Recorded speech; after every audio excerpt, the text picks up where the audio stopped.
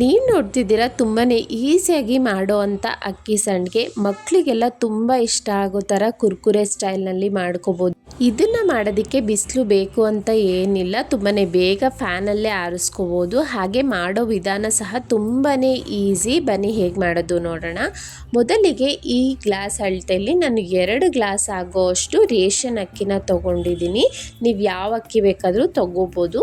ಒಂದು 3 to 4 times ಚೆನ್ನಾಗಿ wash ಮಾಡಿ ಮಿನಿಮಮ್ 6 ಅವರ್ ನೆನೆಯೋದಕ್ಕೆ ಬಿಡಬೇಕು, ಅಥವಾ ಓವರ್ ನೈಟ್ ಬಿಟ್ಟರೂ ಪರವಾಗಿಲ್ಲ.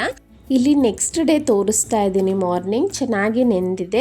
ನೆಂದ ಮೇಲೂ ಒಂದು 2-3 ಸಲ ಚೆನ್ನಾಗಿ ತೊಳೆದು ಇಟ್ಕೊಳ್ಳಿ.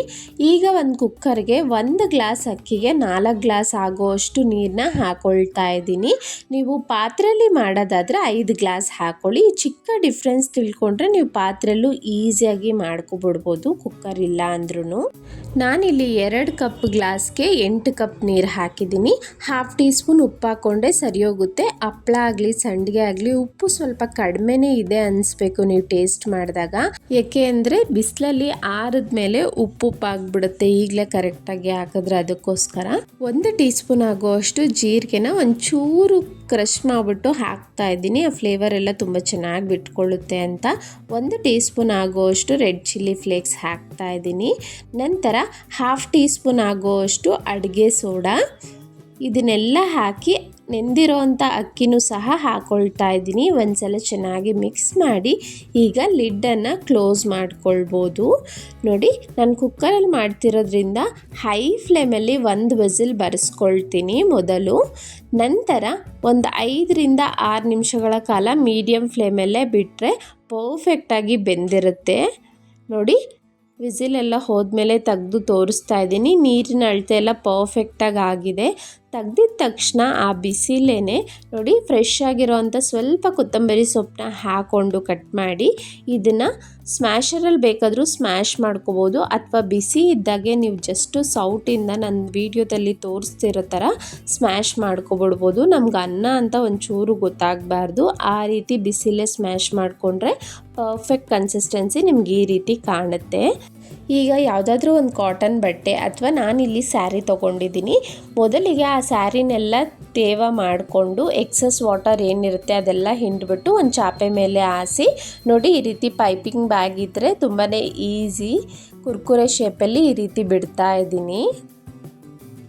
ಇನ್ ಕೇಸ್ ಪೈಪಿಂಗ್ ಬ್ಯಾಗ್ ಇಲ್ಲ ಅನ್ನೋರು ನೋಡಿ, ಈ ರೀತಿ ಹಾಲು ಪ್ಯಾಕೆಟಲ್ಲೂ ಬಿಡ್ಬೋದು. ಎಷ್ಟು ಈಸಿಯಾಗಿ ಬರ್ತಿದೆ ಅಂತ. ಈ ಶೇಪಲ್ಲಿ ಬಿಡೋದ್ರಿಂದ ನಿಮಗೆ ತುಂಬಾ ಈಸಿಯಾಗಿ ಬೇಗ ಆರೋಗುತ್ತೆ, ತುಂಬ ಟೈಮ್ ಬೇಕಾಗೋದಿಲ್ಲ. ನೋಡಿ, ನಾನು ಮಾರ್ನಿಂಗ್ ಇದು ಬಿಟ್ಟಿರೋದು. ಈಗಿರೋ ಬಿಸಿಲಿಗಂತೂ ಮಧ್ಯಾಹ್ನ 3 ಗಂಟೆ ಅಷ್ಟರಲ್ಲಿ ಒಂದು ಕಡೆ ಕಂಪ್ಲೀಟಾಗಿ ಆರೋಗಿತ್ತು. ಈಗ ಬಟ್ಟೆನ ಹಿಂದ್ಗಡೆ ತಿರುಗಿಸ್ಕೊಂಡು ಈ ರೀತಿ ನೀರು ಚಿಮ್ಸ್ಕೊಂಡ್ರೆ ನಿಮಗೆ ಕಂಪ್ಲೀಟಾಗಿ ಈಸಿಯಾಗಿ ಬಂದ್ಬಿಡುತ್ತೆ. ಎಷ್ಟೇ ಅಂಟ್ಕೊಂಡಿದ್ರೂ ನಿಮಗೆ ನೋಡಿ ಎಷ್ಟು ಚೆನ್ನಾಗಿ, ಒಂಚೂರು ಕಷ್ಟ ಆಗೋದಿಲ್ಲ, ಹಾಗೆ ಮುರಿದೋಗೋದಿಲ್ಲ, ಈಸಿಯಾಗಿ ತೆಗಿಬೋದು. ಮತ್ತೆ ಬಿಸಿಲಲ್ಲಿ ಒಣಗೋದಕ್ಕೆ ಬಿಡಿ, ಯಾಕೆಂದರೆ ತೇವ ಆಗಿರುತ್ತಲ್ಲ ತೆಗಿಬೇಕಾದ್ರೆ. ಅದಕ್ಕೋಸ್ಕರ ನೆಕ್ಸ್ಟ್ ಡೇ ನಾನು ಒಂದು ಮಧ್ಯಾಹ್ನದವರೆಗೂ ಇಟ್ಟಿದ್ದೆ. ಪರ್ಫೆಕ್ಟಾಗಿ ನಂಗೆ 1.5 ದಿನದಲ್ಲೇ ಬಿಸಿಲಲ್ಲಿ ಎಷ್ಟು ಗರ್ಗರಿಯಾಗಿ ಕುರ್ಕುರೆ ರೆಡಿ ಆಗೋಯ್ತು ನೋಡ್ಬೋದು ನೀವು. ಫ್ಯಾನಲ್ಲಾದರೆ ಇನ್ನೊಂದು ದಿನ ಎಕ್ಸ್ಟ್ರಾ ತಗೊಳುತ್ತೆ ಅಷ್ಟೇ. ನೋಡಿ, ಎಣ್ಣೆ ಈ ಕಡೆ ಕಾಯೋದಕ್ಕೆ ಇಟ್ಟಿದ್ದೆ, ಹೇಗೆ ಬರುತ್ತೆ ಅಂತ ತೋರಿಸ್ತೀನಿ. ಎಣ್ಣೆ ಮೀಡಿಯಮ್ ಆಗಿ ಬಿಸಿ ಆಗಿರಲಿ, ತುಂಬ ಕಾದೋಗಿರಬಾರ್ದು. ಎಣ್ಣೆಗೆ ಹಾಕಿದ ತಕ್ಷಣ ಎಷ್ಟು ಚೆನ್ನಾಗಿ ಅರಳಿ ಬರ್ತಿದೆ ಅಂತ ನೋಡ್ಬೋದು. ಮಕ್ಕಳಿಗೆ ಈವ್ನಿಂಗ್ ಸ್ನ್ಯಾಕ್ಸ್ಗೆಲ್ಲ ಒಂದು ಸ್ವಲ್ಪ ಚಾಟ್ ಮಸಾಲ, ಖಾರದ ಪುಡಿ ಎಲ್ಲ ಹಾಕಿ ಕೊಟ್ಟರೆ ಕುರ್ಕುರೆ ಥರನೇ ಎಂಜಾಯ್ ಮಾಡ್ತಾರೆ. ನಾನು ನೆಕ್ಸ್ಟ್ ಬ್ಯಾಚ್ನು ಇದೇ ರೀತಿ ಎಣ್ಣೆಗೆ ಹಾಕ್ಕೊಳ್ತಾ ಇದ್ದೀನಿ. ಎಲ್ಲ ಸಂಡಿಗೆಗಿಂತನೂ ಈ ಸಂಡಿಗೆ ಈ ಶೇಪಲ್ಲಿ ಬಿಟ್ಟರೆ ತುಂಬ ಬೇಗ ಆರೋಗುತ್ತೆ, ತುಂಬಾ ಈಸಿಯಾಗಿ ಮಾಡ್ಬೋದು. ಮಿನಿಮಮ್ 1 ವರ್ಷ ಅಂತೂ ಹಾಳಾಗೋದಿಲ್ಲ, ಆರಾಮಾಗಿ ಸ್ಟೋರ್ ಮಾಡಿ ಇಟ್ಕೋಬೋದು. ಈ ಕುರ್ಕುರೆ ಸಂಡಿಗೆ ನಿಮಗೆಲ್ಲ ಇಷ್ಟ ಆಯಿತು ಅಂದ್ಕೊಳ್ತೀನಿ. ಪ್ಲೀಸ್ ಸವಿ ಕಿಚನ್ ಕನ್ನಡಗೆ ಸಬ್ಸ್ಕ್ರೈಬ್ ಮಾಡಿ, ಹಾಗೆ ಲೈಕ್ ಮಾಡಿ, ಶೇರ್ ಮಾಡೋದನ್ನು ಮರಿಬೇಡಿ.